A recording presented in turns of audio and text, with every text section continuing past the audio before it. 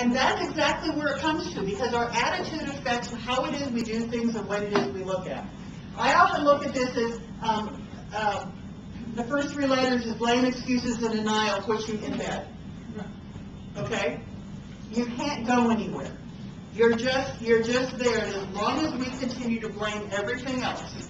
And there's a lot of times that we don't even realize we're blaming other things. We've got excuses. Oh, that's not my problem. That's his problem. That's her problem. That's somebody else's problem. That keeps us in very much a victim state rather than a victor state. Versus having ownership, accountability, and responsibility. We have the control. We have what I call an oar for our own ship. So OAR for our own ship. And that gives us control. So what would you rather have? Be a victim or a victor? Okay? And that control is what it is. That being able to be that victor is what allows us to be different from the other people or the other businesses, but it is our choice. That's okay.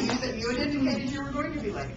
And for some of you would like to have some paper, I'm going to pass these out, and you can, we're going to get to some of these specific 6 steps as we go through, but yeah, if you want to write on the back of paper and stuff like that, so here's some that you can pass from there. But the whole aspect of being above and below the line is a choice. If it's always somebody else's fault, who are you giving control to? Because this is about, how many of you like control? Right. Okay, then why do we give the control to somebody else every time we blame something? Every time we give excuses? What we're doing is we're giving the control to somebody else. Everybody got one? Okay, great. So that's the challenge. And a lot of my clients, we work on being above and below the line. And also recognizing what's below the line behavior. Questions? By the way, if you have any questions, don't like what I'm saying, whatever, yell at me, throw something at me, whatever the case is. Because below the line, we end up with reasons. Well, I didn't get this done because. I didn't make those revenue projections because. I didn't get because. But when you are above the line, what you're doing is getting results. And results, you don't have to explain. My profit was up 15%. You might have to explain it. How did you do that? But that's very different of, well, I didn't do it because. So it very much goes to what is your attitude and what perspective do you want to take. Questions? Because this plays into a very powerful concept. I don't have any doctors in the room, so I'll use this example. When does a doctor become a doctor? What do you think? What's that? Residency. Pass the boards. Anybody else? Any other ideas? First patient. Medical school. Medical school, huh? First patient. When they decide in the That's right. A doctor becomes a doctor. She's been through this. When you really look at it, a doctor becomes a doctor the minute they decide to be a doctor. Everything else are just actions. If I want to be a doctor, okay, now I need to get good grades. I need to go to a school that has some sort of medical program. I need to be able to apply to medical school. They're just actions that get you the results of what you want to have. So what is your be right now? One of the things, and the reason that example is powerful, is how long does it often take? I have one of my clients that's a doctor. He decided at age 5 to become a doctor. He didn't get the ability and have the degree until he was much older than that, in his 20s, to be able to do it. So a lot of times this takes a while to get there. But what is your be? Where are you at in that aspect? Because if you want to be a $5 million business, what are you doing then for actions to get results? And are you thinking, are you acting, are you engaging like a $5 million business? And I'm not saying spend like a $5 million business. But are you associating with people that already have that type of business? And I don't care what your numbers are, but it's really going to that level. Questions? Challenges.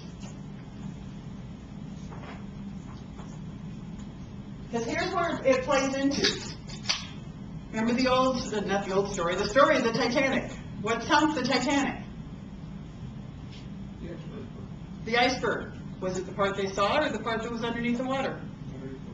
The part that was underneath the water. What sinks? You've got employees. When you hired them, did you think they were pretty good? Are they not quite so good now? Very good. They're very good. The problem is getting more very good. More very good, okay. But it is, part of the challenge is that our actions and our decisions affect our behavior, but what we show to everybody is that dressed up version. But as we go to hire, a lot of times, have you ever made bad hiring decisions? No, you don't? Not yet, that's good. Yeah, I've got time though. But a lot of us have made hiring decisions because we looked at one piece, but we really didn't know and understand what was underneath there. Because our skills are affected, our belief affects our skills, our values, and our identity all come from the environment that we're in. Because if we believe we can't do something, do you think we'll achieve it? No. But if you believe that you can do something, do you think you'll achieve it? Sooner or later. Okay? So what do you value? What's your non-negotiables? What's the non-negotiables that you have? Because your non-negotiables are your values, which affect what your beliefs are, which affect your skills. And for a lot of people, they've been told you'll never achieve much. So a lot of it goes to changing that identity as to who they are. One of my favorite books, and part of it's a favorite book because it's about a Colorado Springs resident.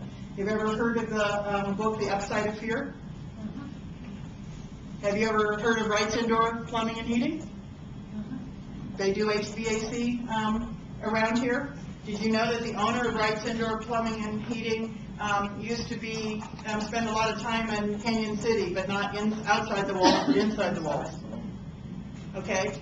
He did a lot of burglaries around here, robbed banks, I don't think he robbed any banks. That's a good thing. But he did some, convenience stores and things along that, and he spent a number of years, and he'd get out, and he'd go back and do it all over again. And it's a long story, but it's a very easy read if you want one. But the whole aspect was, in prison, he decided to change his identity. His environment in that respect wasn't changing at all. He was still in prison. But his identity as to who he wanted to be and did he want to spend the rest of his life there. And he got out, and he opened Wright's Indoor Plumbing and Heating, sold it for $18 million or something a couple of years ago, and now travels the country. That is an example of somebody being able to change who they are by changing their attitude. And he did nothing more than change his attitude as to how he looked at things. So can we change our attitude about where we're going and what we're doing with our business? It is our choice from there. Because here's our B. He changed what he was from a B perspective. Our do is up there, and our results are coming from our have. So do we need to do some things differently than we've done in the past?